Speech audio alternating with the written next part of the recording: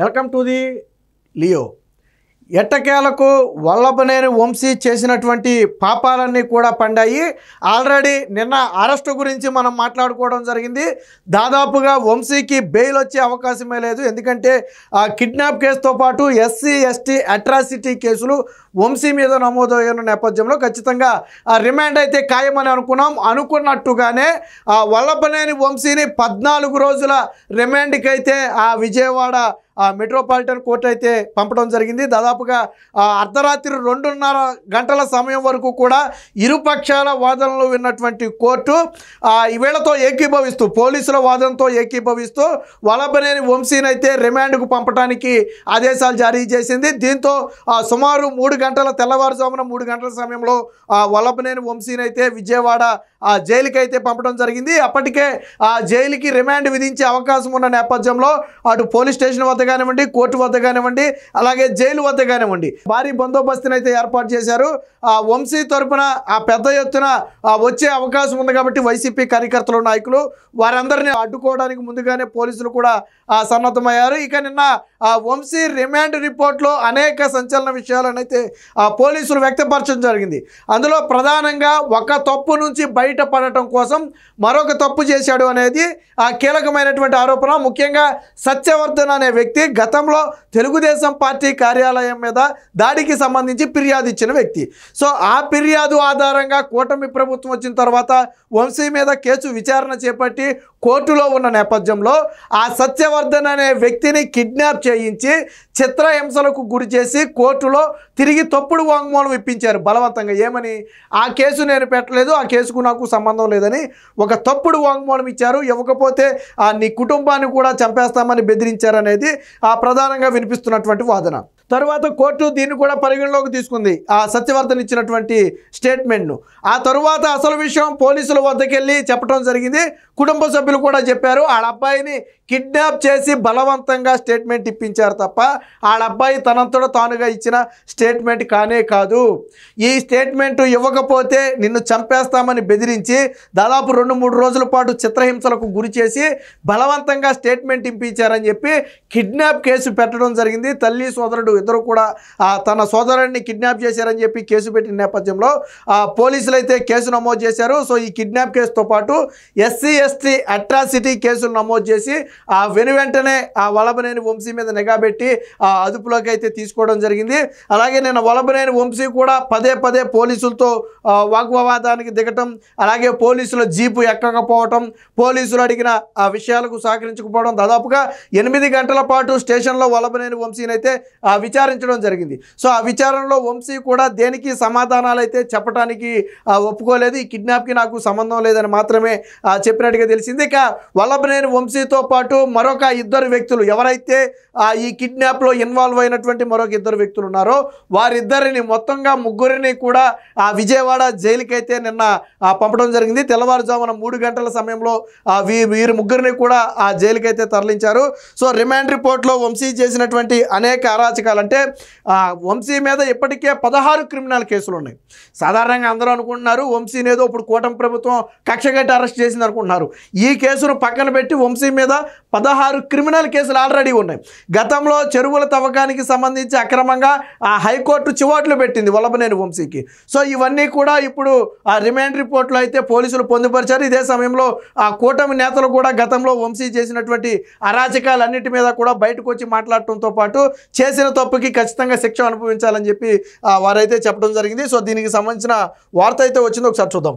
Vamsi arrest, బెదిరింపు, kidnap, SC/ST atrocity case హైదరాబాద్లో arrest చేసి విజయవాడకు తరలింపు. టీడీపీ కార్యాలయంపై దాడి కేసులో మరొక మలుపు. కేసు వాపసు కోసం ఫిర్యాదుదారుడికి బెదిరింపు. రాజీకి రాకపోతే నా తమ్ముడినే చంపేస్తామన్నారు. నన్ను నా తల్లిదండ్రులను హెచ్చరించారు. కోర్టులో నా తమ్ముడితో బలవంతపు వాంగ్మూలం ఇప్పించారు. కిడ్నాప్ చేశారని సత్యవర్ధన్ సోదరుడి ఫిర్యాదు. ఈ కిడ్నాప్ కేసులో వంశీని A1గా చేరుస్తూ 2 కేసులైతే పోలీసులు నమోదు చేశారు. కృష్ణలంక పోలీస్ స్టేషన్లో సుదీర్ఘ విచారణ, అన్ని ప్రశ్నలకు తెలియదు అనే సమాధానం, వైద్య పరీక్షల అనంతరం కోర్టులో హాజరు.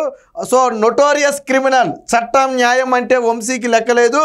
ఆయనపై 16 క్రిమినల్ కేసులు. ఫిర్యాదుదారుడు సత్యవర్ధన్కు బెదిరింపులు, బలవంతంగా కేసు వాపసు వాంగ్మూలం.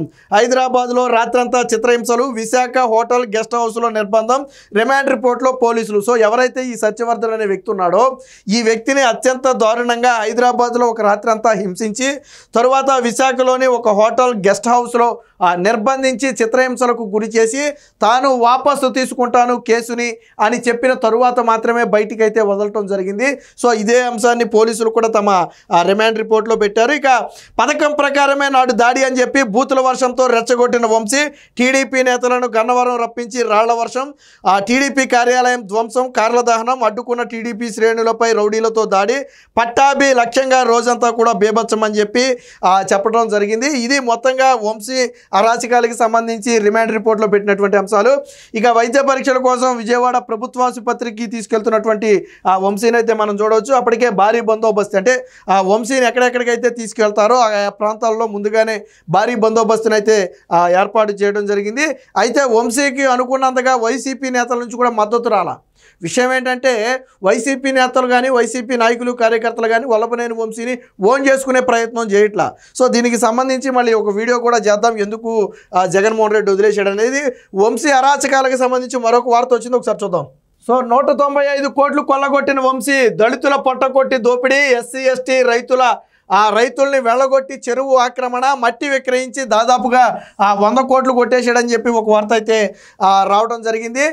మట్టి గ్రావెల్ రాళ్ల అక్రమ తవ్వకాల దందా, అనుచరులు నమ్మకస్తులతో వ్యవస్థీకృత మాఫియా, ప్రభుత్వానికి విజిలెన్స్ అండ్ ఎన్ఫోర్స్మెంట్ నివేదిక. ఇదేమి కూటమి నేతలు చేస్తున్నటువంటి ఆరోపణలు కాదు, ఇది vigilance enforcement directorate Vallabhaneni Vamsi చేసినటువంటి అరాచకాల మీద విచారణ చేసి ప్రభుత్వానికి ఇచ్చినటువంటి నివేదిక. సో ఇందులో పూర్తిగా వంశీ తన సన్నిహితులు అనుచరులు నమ్మకస్తులతో ఒక మాఫియాను, ఒక నియంత్ర వ్యవస్థనే నడిపారు అనేది విజిలెన్స్ అయితే ఇచ్చినటువంటి ఇది. దీంట్లో ఎవరెవరు ఇన్వాల్వ్ అయి ఉన్నారు అంటే దాదాపుగా ఒక 14 మంది పేర్లు అయితే ప్రధానంగా ఉన్నాయి. ఈ 14 మందిని దగ్గర పెట్టుకుని వంశీ అయితే తమ దందాలను అయితే సాగించినట్టుగా తెలుస్తుంది. వైకాపా నాయకుడు గన్నవరం మాజీ ఎమ్మెల్యే వల్లభనేని వంశీ మట్టి గ్రావెల్ రాళ్ల అక్రమ తవ్వకాల ద్వారా 195 కోట్లు కొల్లగొట్టినట్టు విజిలెన్స్ అండ్ ఎన్ఫోర్స్మెంట్ డైరెక్టరేట్ అయితే తెలిసింది. అత్యంత సన్నిహితులైన అనుచరులు నమ్మకస్తులతో ఒక నెట్వర్క్ను రూపొందించినట్టుగా తెలిసింది. బాపులపాడు, గన్నవరం, విజయవాడ గ్రామీణ మండలాల పరిధిలోని గణప మీటర్లు దాదాపుగా 24 లక్షల గణప మీటర్లకు పైగా గ్రావెల్ను అయితే దోచేసినట్టుగా తేల్చారు. దీని మొత్తం విలువ దాదాపుగా 195 కోట్లకు పైగానే ఉంటుందని తెలిసింది. పైగా అప్పట్లో బలవంతంగా అధికారులతో అనుమతులు తెప్పించుకున్నారు. వాస్తవానికి వీటన్నిటికీ పర్మిషన్స్ కావాలి, కానీ వల్లభనేని వంశీ భయపెట్టి బెదిరించి ప్రభుత్వం వాళ్ళది కాబట్టి వాళ్ళ ద్వారా బలవంతంగా అనుమతులు తెచ్చుకుని ఈ అక్రమ దందా నిర్వహించినట్టుగా అయితే తేలింది. ఏదేమైనా మొత్తంగా వల్లభనేని వంశీ చేసినటువంటి పాపాలు ఒక్కొక్కటిగా బయటకు వస్తున్నాయి. ప్రధానంగా ఒక కేసు నుంచి తప్పించుకోవడం కోసం కిడ్నాప్ చేసి మరొక కేసులో వల్లభనేని వంశీ అయితే ఇరుక్కోవడం జరిగింది. ఇప్పుడు 2 కేసులు కూడా వల్లభనేని వంశీ మెడకు బలంగా చుట్టుకునే అవకాశం ఉందని చెప్పి రాజకీయ వర్గాల విశ్లేషణ. Please subscribe to Leo news for more videos.